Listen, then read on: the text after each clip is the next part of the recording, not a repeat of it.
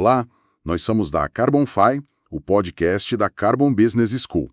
Para quem não conhece, é a escola de negócios voltada para o mercado de crédito de carbono e finanças regenerativas. E hoje a gente vai mergulhar num movimento assim que parece ir contra toda a lógica geopolítica do momento, sabe? Os gigantes bancários HSBC e UBS, eles estão numa ofensiva forte de contratações lá em Taiwan. Justamente Taiwan, né? Um lugar que, bom, muita gente vê como o olho do furacão das tensões entre Estados Unidos e China. A grande pergunta que a gente quer explorar aqui é: por que bancos desse porte estão apostando tão alto e justo agora, nesse mercado, colossal de gestão de fortunas de Taiwan?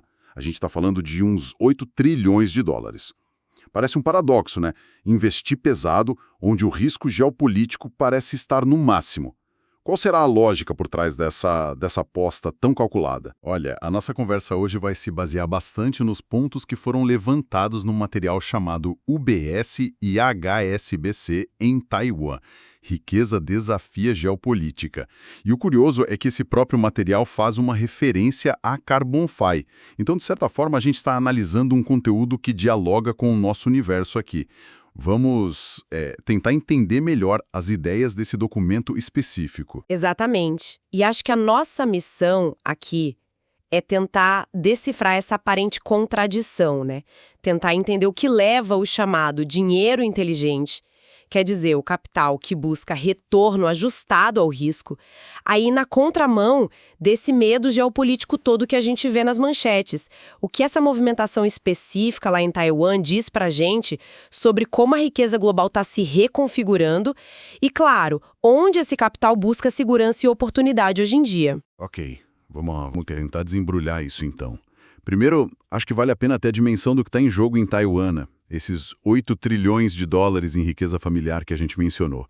Para ter uma ideia, isso é mais do que o PIB de muitas economias desenvolvidas por aí. O material que a gente está usando como base, ele ressalta muito isso. Taiwan não é só aquela potência tecnológica dos semicondutores que todo mundo conhece.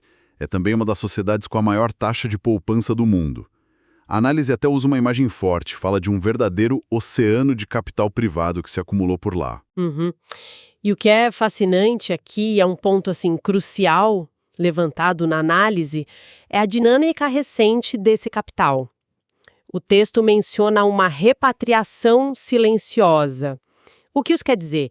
Que um fluxo bem significativo de fundos que antes estava alocado principalmente em Hong Kong começou a retornar para Taiwan nos últimos anos. E esse movimento ele é atribuído à crescente instabilidade que se percebe em Hong Kong, né? E também ao maior controle que Pequim tem exercido sobre o que, era o principal centro financeiro da Ásia. Ah, tá. Então quer dizer que parte da estratégia do HSBC e do UBS seria simplesmente ir atrás do dinheiro, seguir um capital que talvez, em muitos casos, eles já até administravam, só que estava em outro lugar? Em parte, sim. É uma realocação de clientes, de ativos, dentro da própria região asiática. Contudo, a análise sugere que é mais do que só seguir um fluxo que já existe, sabe? É uma aposta ativa na capacidade de Taiwan de se consolidar como um centro de gestão de fortuna seguro, sofisticado, capaz de absorver não só esse capital que está voltando, mas também de gerar nova riqueza localmente. Eles não estão só seguindo, eles estão, na verdade, investindo pesado na infraestrutura, gente, escritórios, tecnologia, para conseguir pegar uma fatia maior desse oceano de dinheiro. Mas aí a gente volta para o paradoxo central, né? E aqui é onde a coisa fica realmente interessante. Por que intensificar essa aposta justo agora? Com toda essa conversa de guerra, exercícios militares cercando a ilha, a tensão EU-China no pico, a análise que a gente tem aqui apresenta isso não como uma loucura, mas como uma decisão, friamente calculada. Uma aposta onde o tamanho da oportunidade, esses 8 trilhões, e o potencial de crescimento acaba superando o risco que se percebe de um conflito acontecer logo. É aquela tese do dinheiro inteligente sendo mais forte que o medo geopolítico. Exato. E a análise vai até um pouco além, sabe? Sugere uma camada geopolítica mais sutil nessa movimentação toda. A expansão desses grandes bancos ocidentais em Taiwan pode ser interpretada e é apresentada assim no material como uma forma de soft power. Soft power. Como assim? É aquela capacidade de exercer influência através da atração econômica, cultural e não pela força militar, por exemplo. Ao aprofundarem esses laços com a elite econômica e financeira de Taiwan, integrando essa elite mais ainda no sistema financeiro global ocidental, esses bancos estariam, mesmo que indiretamente, reforçando a posição de Taiwan, sabe? Sinalizando um certo compromisso do capital internacional com a ilha, apesar de toda a pressão de Pequim. Nossa, interessante essa ideia do soft power financeiro. Mas, assim, na prática, como funcionaria esse cálculo de risco? A análise detalha que tipo de fatores esses bancos estariam pensando para justificar uma expansão que parece tão contraintuitiva no cenário de hoje? Olha, o material não entra nos modelos de risco internos dos bancos, claro, isso é segredo industrial, mas ele sugere a lógica por trás da decisão. Primeiro, uma avaliação de probabilidade. A aposta implícita ali é que a chance de um conflito militar mesmo, em larga escala, tipo uma invasão, é bem menor do que todo o barulho geopolítico faz parecer.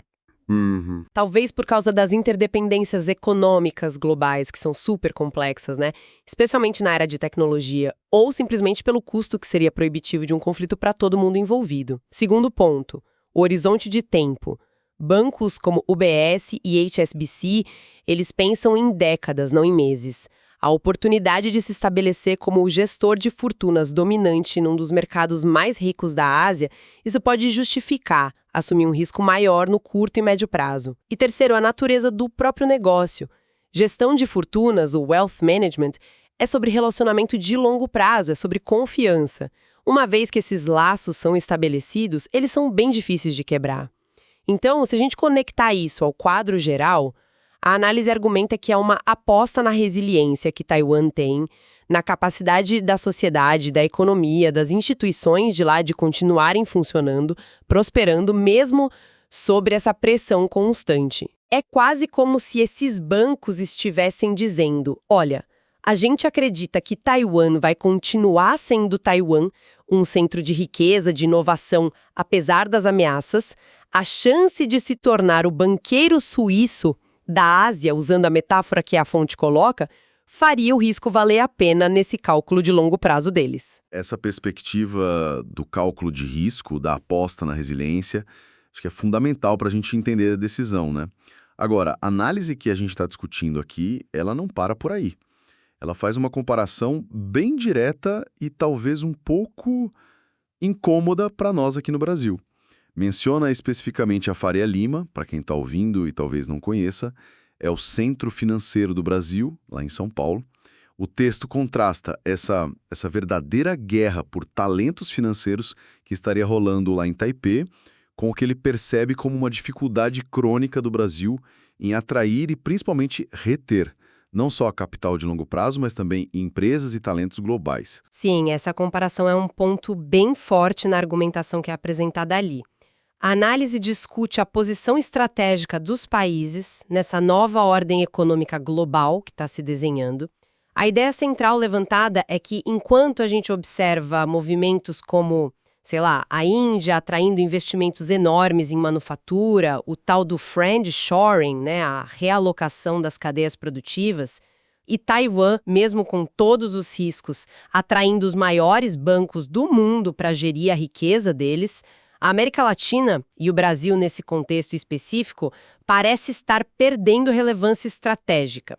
A expressão usada é forte. É quase como se a gente estivesse desaparecendo do mapa estratégico nessa disputa pelo grande fluxo de capital global, principalmente o que vem da Ásia. E qual seria a razão principal para essa percepção de irrelevância do Brasil nesse cenário, de acordo com a análise?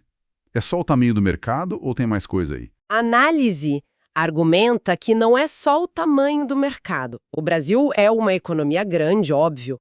O ponto central que o texto levanta é outro, e isso levanta uma questão importante que o texto explora. É o que fundamentalmente atrai e, mais importante ainda, retém o capital global de longo prazo. Aquele capital que constrói indústria, que sofistica mercado. O argumento apresentado é que o fator decisivo não é só o potencial de lucro bruto, mas algo mais intangível. Então tá. O que tudo isso significa no final das contas? Qual é a grande lição ou a mensagem principal que essa análise sobre Taiwan e esse contraste com o Brasil parece querer passar para a gente? Olha, a conclusão central, que o material martela bastante, é que o capital global, especialmente aquele mais sofisticado, de longo prazo, ele busca desesperadamente por confiança. Confiança nas instituições, na estabilidade das regras do jogo, na previsibilidade jurídica, regulatória, na solidez da moeda, na segurança do patrimônio. É essa moeda invisível, a confiança, que, segundo a perspectiva apresentada no texto, estaria em falta no Brasil de forma crônica. Nossa. E essa falta de confiança seria tão grande assim que, mesmo um lugar sob ameaça geopolítica direta como Taiwan, acaba sendo visto como uma aposta mais segura para o capital de longo prazo do que o Brasil? É isso mesmo que a análise está sugerindo? Exatamente essa provocação que o texto faz. Na visão que é apresentada ali, Taiwan, apesar de viver literalmente no olho do furacão geopolítico, ofereceria um grau de confiança institucional, de respeito aos contratos, à propriedade privada, que o capital internacional valoriza demais. A ofensiva do HSBC e do UBS lá seria a prova concreta disso. A riqueza pode, sim, desafiar a geopolítica. Ou, pelo menos, calcular o risco geopolítico de uma forma diferente, quando encontram um ambiente de alta confiança. E aí vem o que a fonte chama de a lição amarga para o Brasil. A instabilidade política que vai e volta, a imprevisibilidade das regras, a insegurança jurídica que se percebe, a volatilidade econômica crônica, tudo isso, segundo o texto, minaria essa confiança fundamental. E o resultado, argumenta a análise, é que o Brasil, mesmo com o nosso tamanho, nossos recursos, ficaria fora do mapa do Tesouro Global. A gente ficaria assistindo de longe enquanto outros países, mesmo enfrentando riscos que parecem existenciais, conseguem atrair aquele capital que realmente transforma uma economia. A conclusão é dura. Sem reconstruir essa confiança básica, dificilmente o Brasil vai participar dessa reconfiguração da riqueza global como um protagonista. É uma análise forte, sem dúvida. Recapitulando rapidinho os pontos principais que a gente explorou a partir desse material. Vimos o paradoxo dos grandes bancos globais, HSBC e UBS, apostando pesado na gestão de fortunas em Taiwan, que é um hotspot geopolítico. Tentamos entender as possíveis razões, a concentração enorme de riqueza local, os 8 trilhões de dólares, a tal repatriação de capital de Hong Kong e essa avaliação de risco calculada, que parece priorizar a oportunidade de longo prazo e a confiança nas instituições de Taiwan acima do medo de um conflito agora.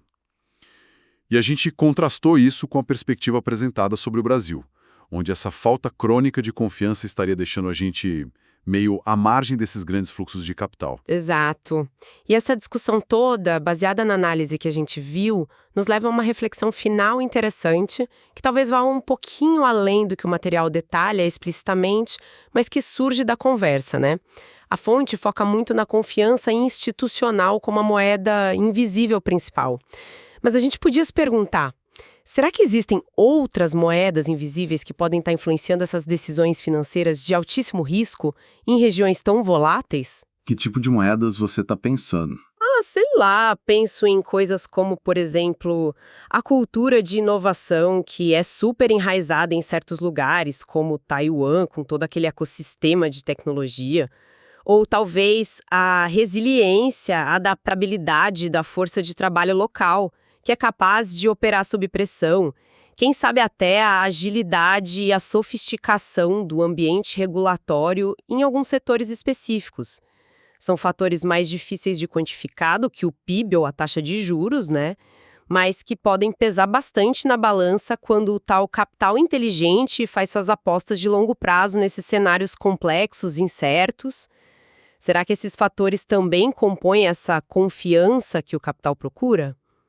É É algo para a gente pensar, né? Uma excelente provocação para a gente continuar refletindo sobre o que realmente atrai investimento e desenvolvimento num mundo tão turbulento como o nosso. E com isso a gente chega ao final da nossa análise de hoje. Vale lembrar que o material que a gente discutiu, o UBS e HSBC em Taiwan, Riqueza Desafia Geopolítica, como a gente mencionou, faz parte do ecossistema da CarbonFi. E para mais conteúdo sobre o mercado de crédito de carbono, finanças regenerativas e como esses temas todos se conectam com a economia global, siga a CarbonFi para se manter sempre atualizado.